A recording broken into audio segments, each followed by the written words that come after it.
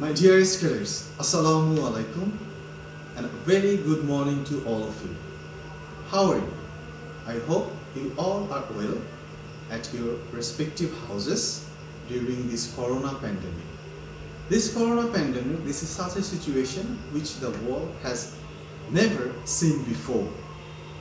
Everything is stopped, but your beloved alma mater, Borishal Cadet College, has arranged online classes for you. I hope you're going to be largely benefited from this class.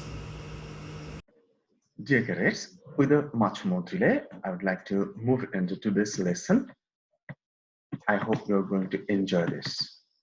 While preparing this lesson for you, that is class 10 students, I consulted mainly these three books. One is your NCTB prescribed grammar book, English Grammar and Composition for class 9 and 10, Oxford English Grammar course, Basic, Advanced and Intermediate, and very important and user-friendly book that is Intermediate English Grammar by Raymond Murphy. And today's unit is right formal verbs. Look at this picture. Aren't the roses very beautiful? Yes, they are. Look at this sentence. A bouquet of yellow roses lent color and fragrance to the room. Does this sentence sound correct to you? No, this one is not correct. The correct one is a bouquet of yellow roses lends color and fragrance to the room. Okay, dear cadets, you may have understood that today's topic is right forms of verbs. Yes, dear cadets, very useful and important topic for any students. After today's lesson, you will be able to describe the appropriate rules of subject-verb agreement, apply the rules of subject-verb agreement appropriately, identify the right form of verbs in different situations. Finally, apply the rules of right form of verbs in different situations. Before moving into next part, I would like to share you that I have divided today's session into two parts. Part 1, subject-verb agreement, and another one is right forms of verbs. What is subject-verb agreement? The verbs are customarily followed by subjects and they must agree with the subjects according to their number and person. According to their number and person. Very important. And you're going to see the rules of subject-verb agreement in the next slides.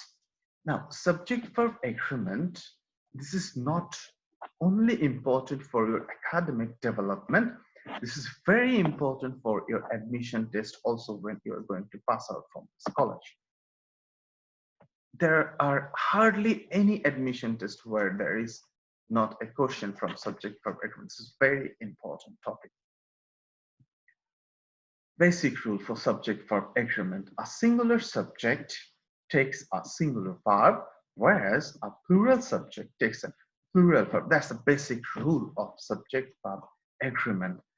Example, the list of items is or are on the desk. So which one is correct? If you know the subject is the list, not the very as materials kept on the desk, then you must know the subject is singular and the verb will be is. Rule 1. A subject will come before a phrase beginning with of more of a prepositional phrase. A subject will come before a phrase beginning with of. This is a key rule for understanding subject. Remember, the word of is the culprit in many, perhaps most, subject-verb mistakes. Incorrect sentence. A bouquet of yellow roses lent color and fragrance to the room. The correct one is a bouquet of yellow roses lends color and fragrance to the room, not lent. Rule number 2. Two singular subjects connected by either or neither not require a singular verb.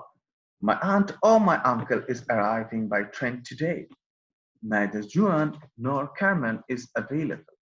Either Kiana or Casey is helping today with stage decoration. Okay. So the rule says two singular subjects connected by or, either or, neither, or require a singular verb. Okay. The next rule. The verb in an or, either or neither nor sentence agrees with the noun or pronoun closest to it.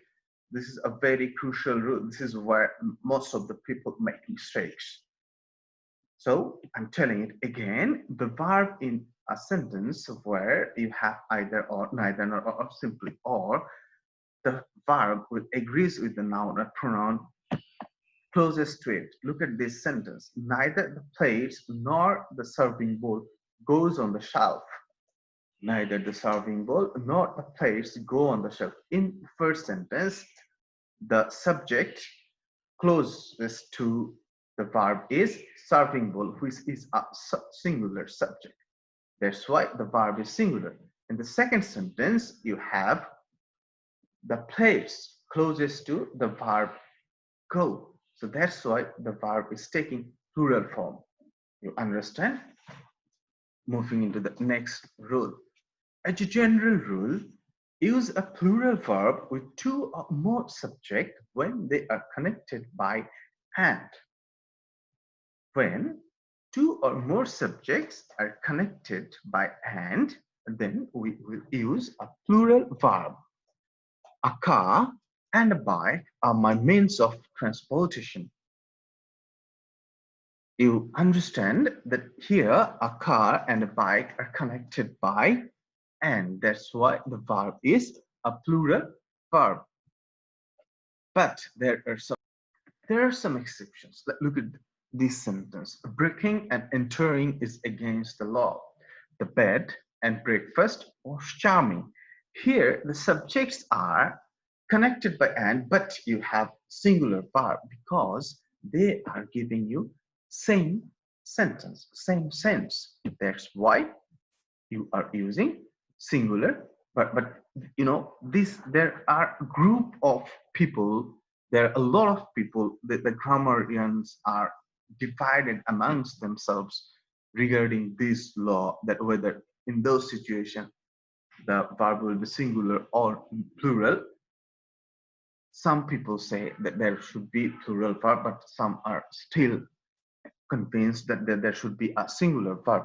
So still now, till date, the rule is when they are giving you the similar sense, they express a similar one unit, then you use singular verb. Moving to the next rule. Sometimes the subject is separated from the verb by such words as along with, as well as, besides, not, etc. Those words and phrases are not part of the sentence. Remember, these words and phrases are not part of the sentence, not part of the subject. Ignore them and use a singular verb when the subject is singular. I'm repeating again. As long as with, as well as, besides, along with,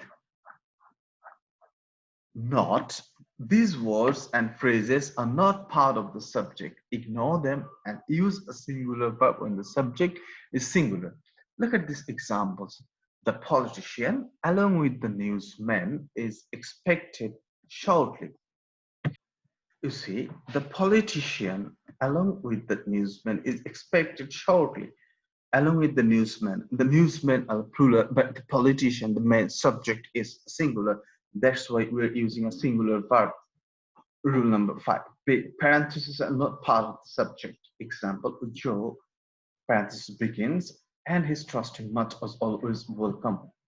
Here, this, whatever inside the, remember, whatever inside the parenthesis does not belong to the subject. It is not counted as part of the subject. Okay, moving on to the next rule. in sentences beginning with here or there, the true subject follows the verb. You know, here and they are introductory subject, from the very beginning. So they will, in those sentences, when you have them in a sentence, the verb will follow the true subject. Look at this sentence. There are 4 hurdles to jump. There is a high hurdle to jump. Here are the keys. Now, first sentence. There are 4 hurdles to jump. 4 hurdles. This is the true subject of the verb. But in the next sentence, there is a high hurdle, a singular subject. That's why the verb is singular. Note, the word there's a contraction of there is leads to bad habits in informal sentences. Like there's a lot of people here today because it's easier to say there's than there are. Take care never to use there's with the plural subject. Have you understood what this note says? There's a lot of people here today, but this sentence is wrong. How many people here? A lot of people. That's why you must use there are.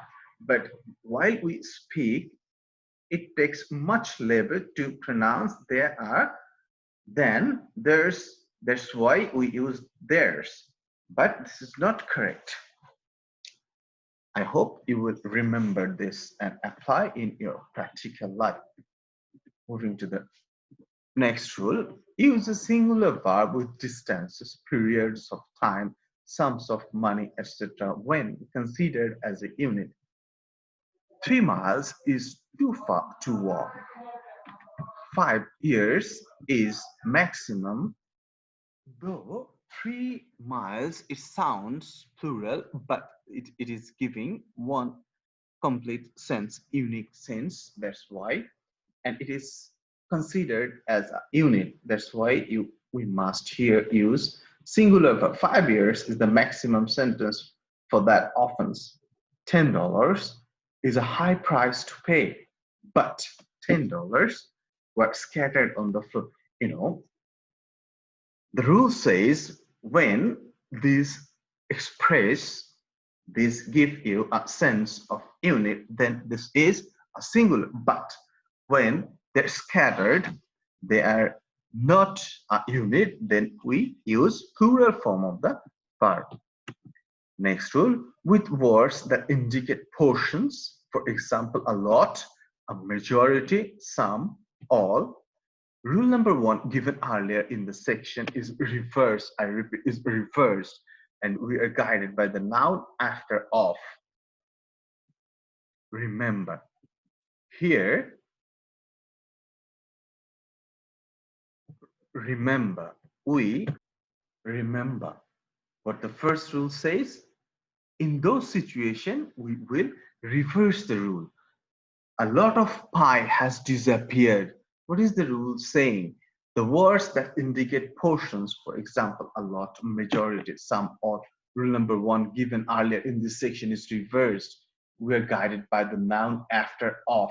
If the noun after of is singular, this is very important. If the noun after of is singular, use a singular verb. If it is plural, use a plural verb. A lot of pie has disappeared.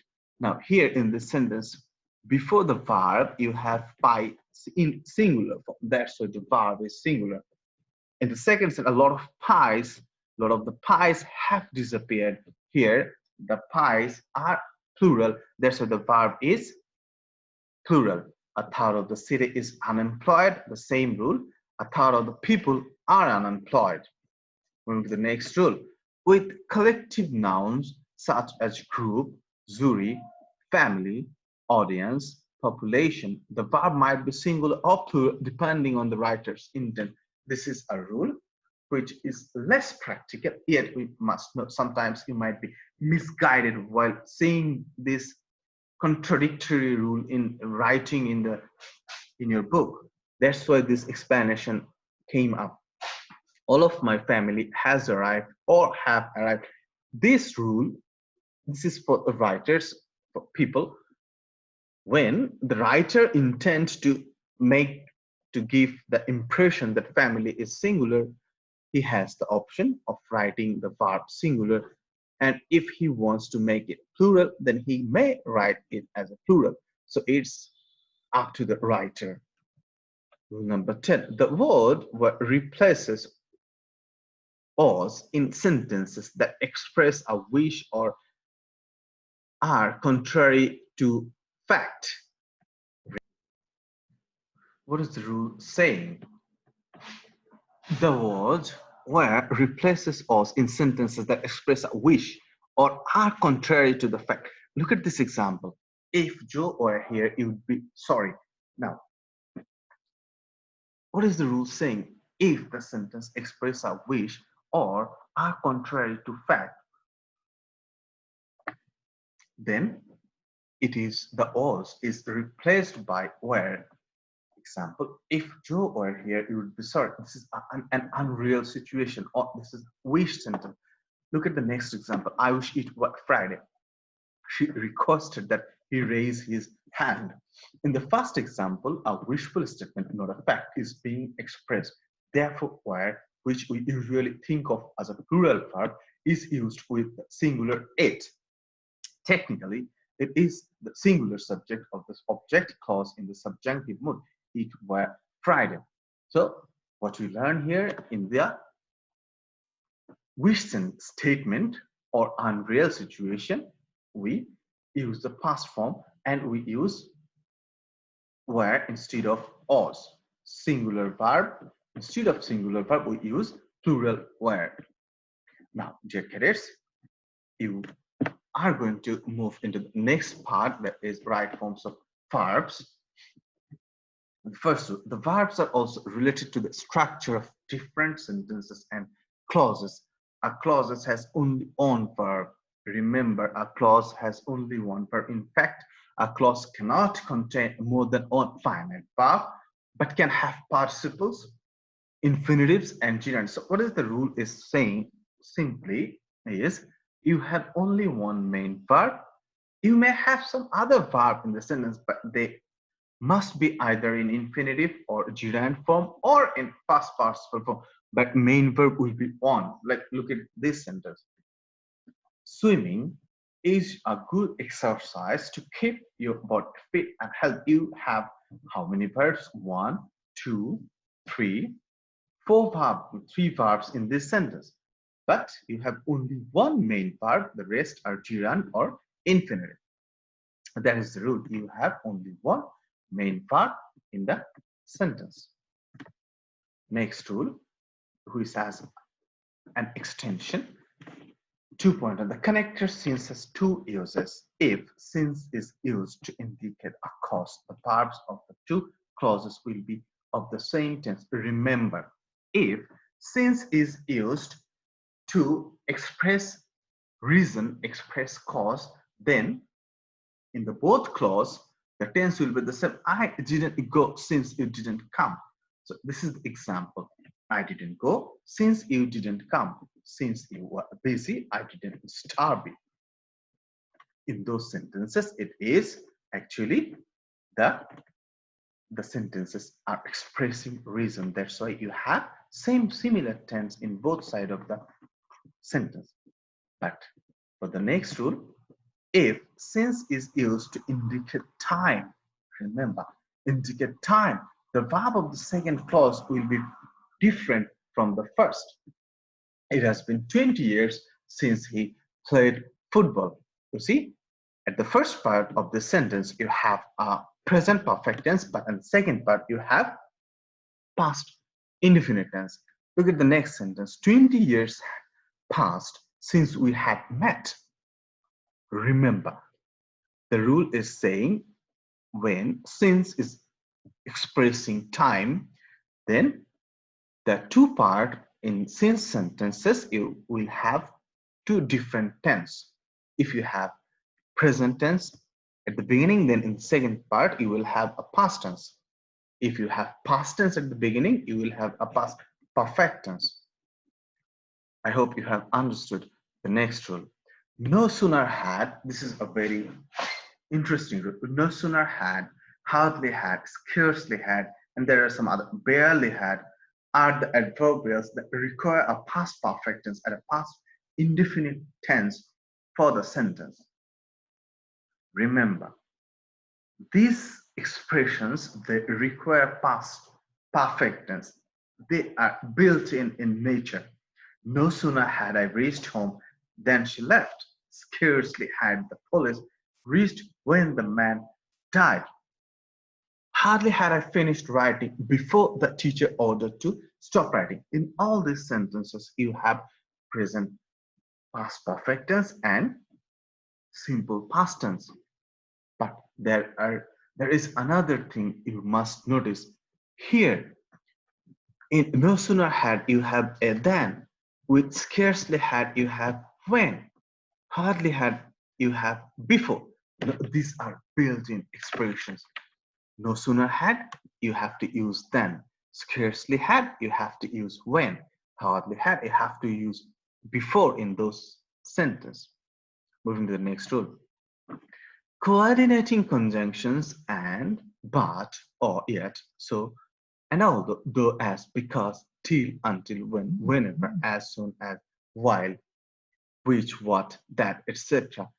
Connect two clauses which are the verbs of the sentence. When these conjunctions connect two clauses, then the verbs will be of the same tense. This is very important. We went to London when we were young. Look at the as soon as I came, he greeted me. In both parts, you have similar tense. Next rule.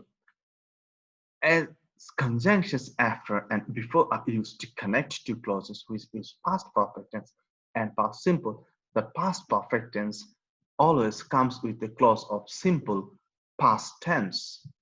So what is the rule saying?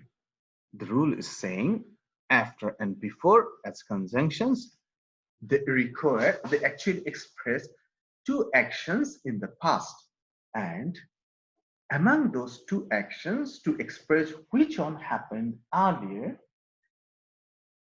we need to use past perfect tense structure. So look at this example. The officer went for a walk after he had finished his work. The officer had finished his work before he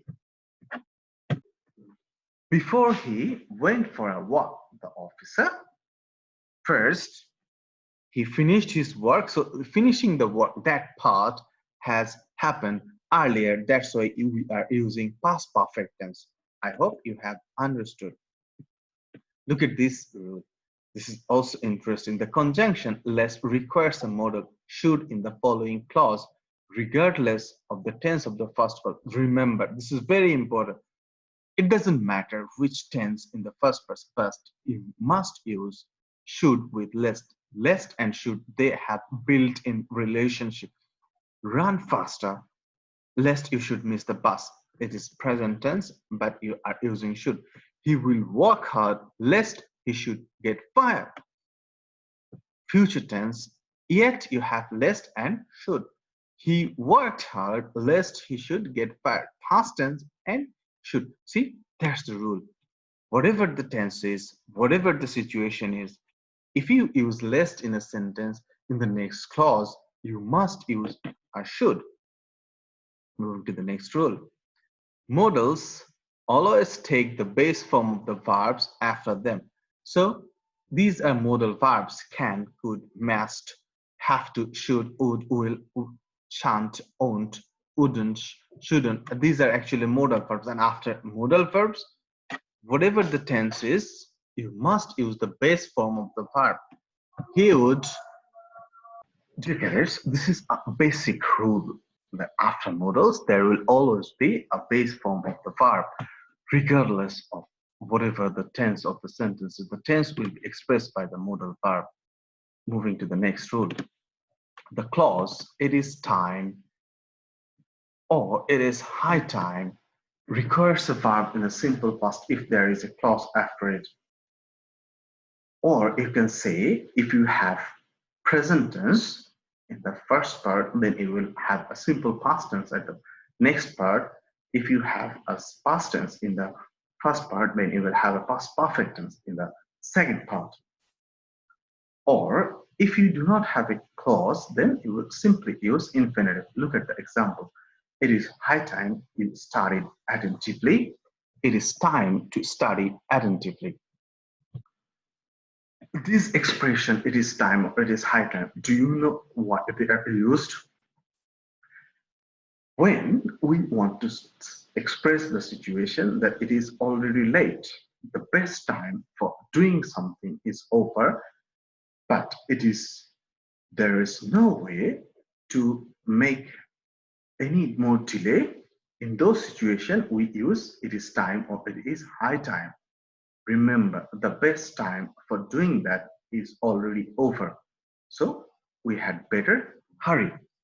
It is time to study. It was high time we had returned home.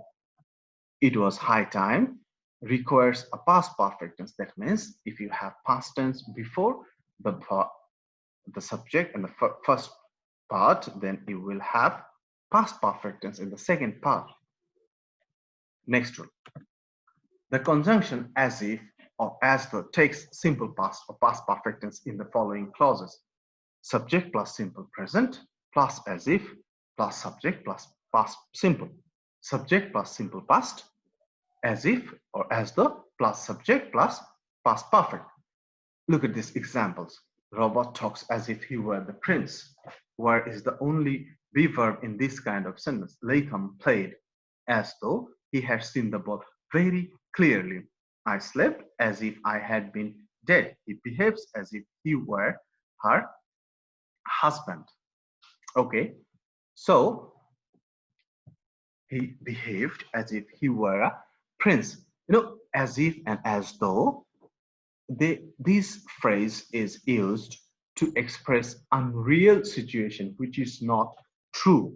Moving to the next rule.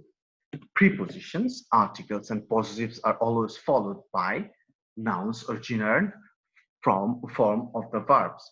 He is keen on moving to California. I'm thinking about doing the job. Alex is insisted on going out then. So after, do you remember a similar rule we just covered a few slides back, that it's in a sentence there will be only one main verb. This is kind of similar, but this is more specific. After preposition, articles, possessives. I'm repeating, after prepositions, articles, and possessives, you will have either gerund or a noun. He is keen on moving to California. That's the example. The next rule. To is the only preposition that takes the base form of the verb, contrary to the previous rule. To is the only preposition that takes the base form of the verb. However, there are some phrases with to being at the end of them which require the gerund form of the verb. And these are the phrases: with a view to, look forward to, being accustomed to, being used to, admit to, confess to. There are some others. He went with a view to confessing the crime. Remember, you have a to, but you have ing with the verb, gerund form of the verb. I'm looking forward to meeting the princess.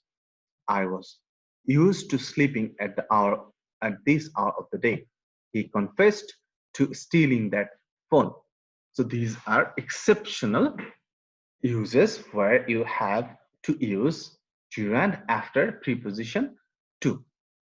So I hope you have taken it. So far, I have tried to explain subject verb agreement and right forms of few of the rules of right forms of verbs. I believe you will be highly benefited from today's discussion. Now I'm going to show you what are the possible type of question you may face from this topic. There are various types of question to be said on this topic, but the most common one is this one.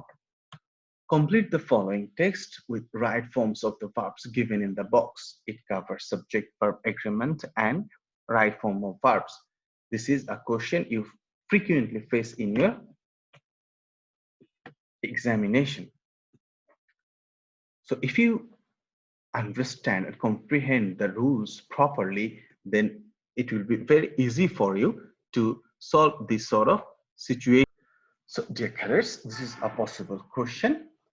Now I'm going to review today's lesson in a short. Subject verb agreement we have covered, and we have covered right forms of verb, few of the rules of right forms of verbs. In subject verb agreement sections, we have learned the basic rule, the singular subject require a singular verb, and in right forms of verb we have covered plenty of rules and their uses, so that we may not face any problem while writing or while answering in the question, in the examination. Dear cadets, if you have any question, any doubt regarding any of the rule I have discussed today in this video lesson, please feel free to ask through the comment box. I'll be there, to try to make it easier for you. Now, here is your homework. Choose the correct form of the verb that agrees with the subject. This is based on today's class. If you have covered today's class, if you have paid attention properly, then you will be able to solve these questions. Dear cadets, today's class, it is very important. I told you, please at home revise this class, watch this video frequently, then you will be, I hope you will be largely benefited. You will be largely benefited from this video. That's all for today. Finally, last but not the least, we all are passing through a very difficult time. Corona, it has put us in a very difficult situation, but there is a key to stay safe, to being safe at home. If you stay home, you will be safe. Wash your hands regularly to avoid gathering, social meetings. With this, I would like to conclude here.